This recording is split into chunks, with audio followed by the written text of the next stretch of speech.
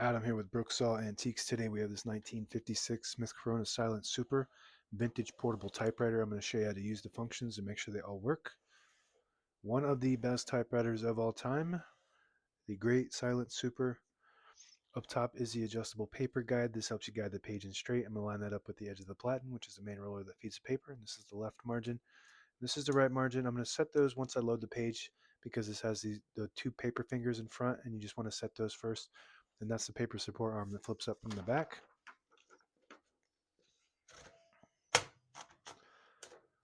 And I just want to keep those paper fingers on the edge personally, so I have maximum clearance. It's got a paper bell with 3 rollers, and that's when you know you're dealing with a luxury Smith Corona with all that support to hold the page down. So now I'm going to set the margins. You just want to make sure that the margins are not too close to the paper fingers or else you'll get stuck on them.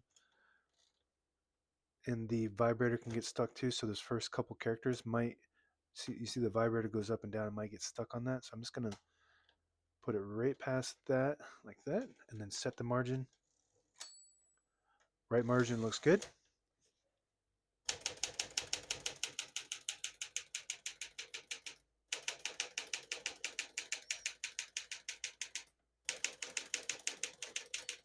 Once you hear the bell, you're at the end of the margin. Hit this line space, get you back to the beginning, and skips 1, 2, or 3. Right now we have it on single, but if you want double, you just flip that switch back. It skips 2. One more, it skips 3. We're going to keep that on single for now and finish typing.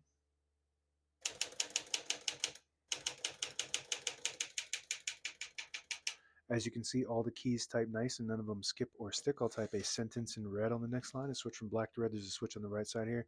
Flip that down to the red indicator. It prints the bottom portion of the ribbon, which is red. When you have it in the middle, it doesn't print any ink at all. It just leaves a stencil for copying purposes. When you have it up top, it prints the top portion of the ribbon, which is black. We're going to move that down for red.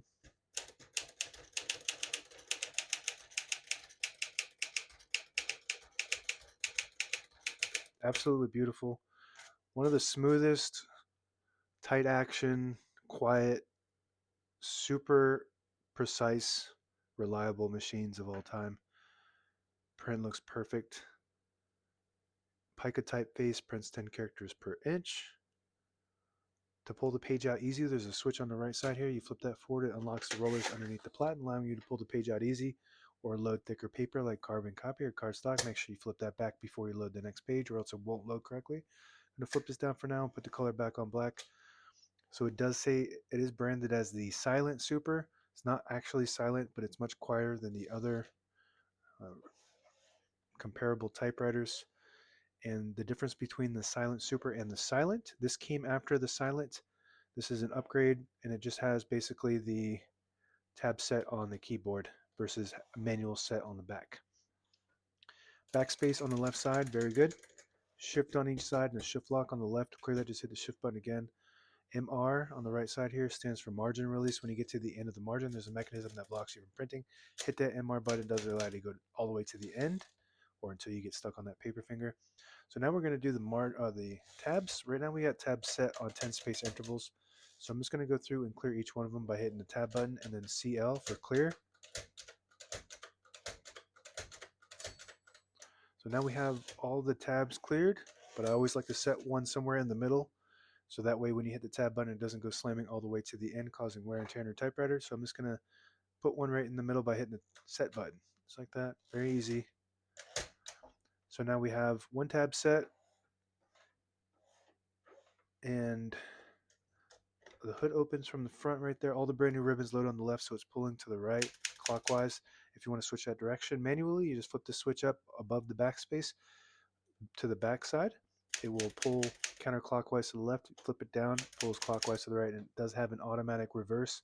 When you get to the end of the ribbon, there's an eyelet, which is a little metal piece on the end of the ribbon. It will catch on this on either side, and it will reverse the direction indefinitely until the end of time or until the ribbon runs dry, whichever comes first. Touch control is on the inside too. Right now it's all the way to the right, which is on low touch control. And if you push it to the left, it loads a spring that's connected to all the keys, and it just adds a little tension. They do respond faster, but you do have to hit the keys a little harder for them to print. I keep mine on low at all times. I am not a writer. I am just a mechanic of typewriters. This is the right carriage release. Very good. It's got the nice metal carriage releases On the newer models, they have the hard plastic ones that break off all the time. This is your carriage lock. If you hold it up, it will release the carriage and lock it in the middle. So when you have it in the case, it doesn't bang around in there causing internal damage. To release it, you just move it to the right. Carriage release on the left as well. Super smooth, quiet. If you pull out this little lever here, it disables the spacing so you can get to an exact spot on the page. You push it in, you get the clicks. Each one of those clicks is one space. Same concept with this lever on the inside. You flip that down, it disables the spacing. You flip it up, you get the clicks. And on the inside of the left side of the platen is the page gauge. And that just indicates when you are getting close to the end of the page on the bottom, you want to load the page right there below the 11. And as you're feeding it through, it'll start to warn you on the left side in red that you're getting close to the bottom. That's 2 inches, 1.5, 1 inch, and that's the bottom of the page. And that's it. Now available on eBay or Etsy. Search Brooksaw Antiques.